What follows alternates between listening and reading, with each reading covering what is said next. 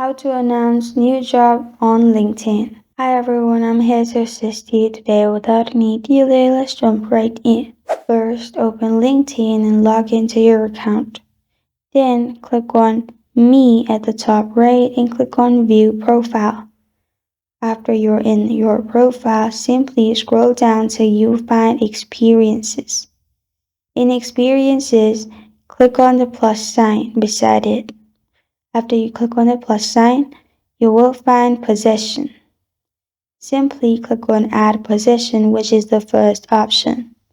After you've done that, add your title, your employment type, and add all the informations that are needed. Then at the top, you'll find Notify Network. Make sure you turn that on. After you turn that on, it will be announced to everyone.